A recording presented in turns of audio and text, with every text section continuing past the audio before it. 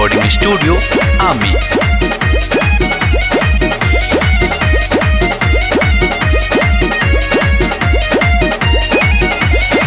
बहु से फेरी भोला अपन नजरिया हो अपन नजरिया दूर करी सगड़ कोरोना महामारिया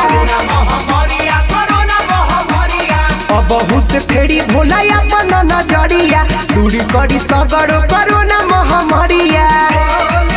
बाटे कहर मचौले गाँव शहर में कैसे कांवर लेके आई केहू देवा घर में कैसे कांवर लेके आई केहू देवा घर में कैसे कांवर लेके आई केहू देवा घर में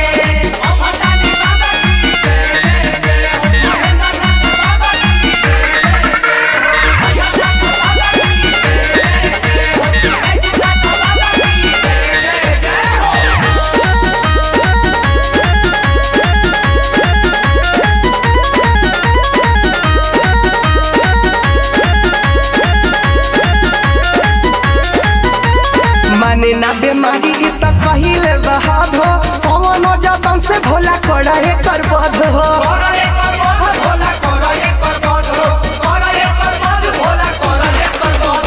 माने ना बेमारी त कहिले बहाद हो कौनो जतन से भोला कोड़ा कर बध हो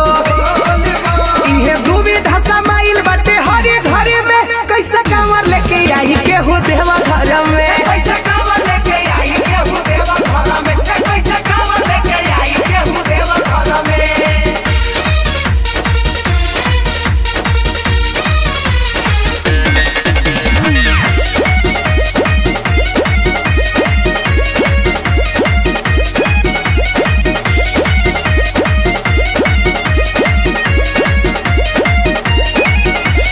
महेश परदेसी कहे हे त्रिशूलधारी भक्त पे तोहरा मुसीबत आइल भारी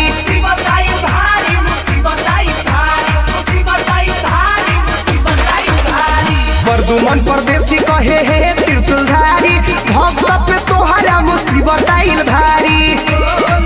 तोरा कौनो उपाय भोला पल भर में कैसे कांवर लेके आई केहू देवा घर में कैसे कांवर लेके आई केहू देवा घर में कैसे कांवर लेके आई केहू देवा घर में बहु से फेरी भोला अपन नजरिया हो अपन नजरिया आ दूर करी सगड़ कोरोना महामारिया